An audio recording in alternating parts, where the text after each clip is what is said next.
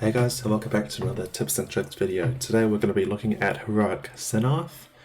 This will be the boss that you'll go to next after Taros. This boss has a bit of a DPS check, but if you're able to kill Taros, then you should meet the damage requirement to kill Sennarth.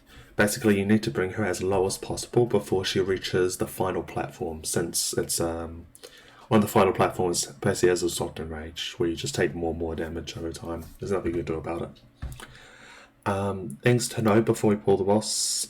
This boss is mostly single target with a bit of burn DPS. So like all those little spiders will die off naturally. You could whore on them for resources or more single target damage onto the boss.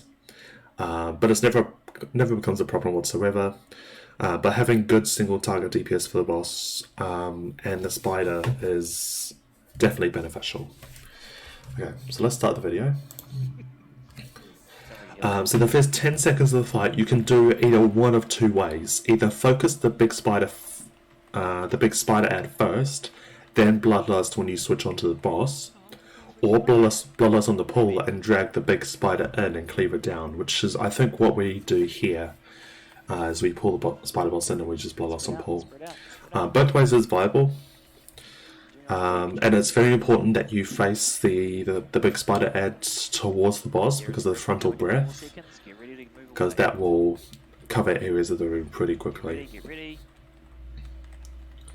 And I will say that ice skating shit does a fair amount of damage, so the less of it you have to move around, the better. So here we place the webs in the middle, so the melee don't have to run far, but the pull-in is very much outrunnable. Like, it doesn't get any stronger on heroic than it does on normal. As long as you have some sort of movement speed increase or some sort of leap or blink, because on heroic, if you fall down, you get webbed, so people have to break you out, excuse me. And that means less damage on the boss. So the boss starts moving up. She doesn't start moving up very long once you pull the boss. So keep in mind the hitbox on the boss is ginormous. So let me go back for a second. So yeah, so this is what I do here. So when we start getting the circles and the boss is moving up, I place myself here, so that way I'm out of everyone's way and I can still damage on the boss. This does put me out of line of sight of the healers. But that's okay, I can use my Shield of Vengeance for that. So this is a neat little trick if you, or if someone's not already doing this.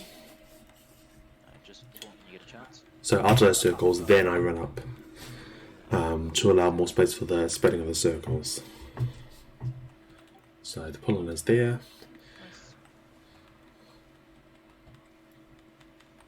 Cleave off these little lads as well. So yeah, generally you'll have the webs for the pull-in, but while you're going up, it's pretty unlikely, so this is where you want to use your speed increases. And the webbings will generally want to be put in the melee, so the melee can use it, and the range can stand in front of it, so when they get pulled, they'll get themselves stuck in the webbing, which will prevent them from getting pulled in. Okay, so the bang that comes up, you need to switch to it immediately. Its AoE damage ramps up quite hectic on heroic. So you'll see that I'm following AoE DPS into the boss in terms of like Divine Toll and hitting everything with Divine Storm. It may not seem necessary, but it actually does help a lot, and you'll see by the boss's health percentage at the end. So the boss health is decaying rapidly, and we still want to keep up the pace. We do have loads of time. However, we will have another big spider that's about to spawn. So at this point, we're just trying not to die, try not to get pulled in, pulled off. Yeah, stuff like that. So here I am running. I think at one point I got 6 stacks of the webbing, so I did have to stand in one of those spider pools. It's really important that you only want to stand in one if you are removing your stacks, because it actually does a fair amount of damage. It does like 75k or something, Get away. which is stupid, but whatever. You do what you gotta do. So at this point we're just waiting for the next spider ant to spawn. This will be our last one before the boss goes up to the final platform. And that's really the only way you can wipe on this fire, is not killing the big spider ant fast enough, because it seriously needs to die. Like its damage has been increased by a shit ton going into heroic. So either that or the tank dying, which can be quite normal because the damage on the web blast really stacks up. So I'm not really sure how they handled that, but they figured out something, because they were dying a lot, because one tank had 15 stacks or whatever, but the other tank couldn't take it. Yeah, I don't really know what they did there. So another pulling coming in. So we're just moving up, doing damage on the little lads while they're right in front of me.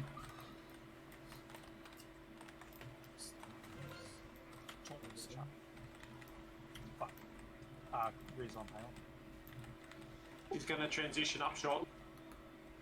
Yeah, so we didn't have this on our initial kill, but on our more recent kills we got her to 5% on the third platform, and then she immediately went up to the top platform. So this just depends all on your DPS. You could slow down DPS if you wanted to, or whatever, but it may get a little bit messy if you have like a really long climb up. However, if you do have more health on the boss when she reaches the final platform, then if you take hunters, rogues, paladins, anyone that can clear like the frost bombs, it is very beneficial. Otherwise, the final platform is just a make or break phase, because not only is the AoE damage ramping up really quickly, but I can guarantee you'll definitely lose people to the new knockback as well. If the boss is any higher than 20%, you might as well wipe it, since you definitely do not have the DPS to kill it in time. Maybe if you have everyone alive. And yeah, you're probably not going to have the damage. In regards to moving the bombs out, just take it slowly, because the ice skating thing is up on the entire final platform. You have more time than you think to move the bombs out, and in case it's not obvious already, if you know you're going to see the final platform, do not save Bloodlust for it. It's just not worth it. The quicker the boss dies at the start, the better. Apart from that, that's all I got. So thank you guys for watching, and I'll see you guys next time.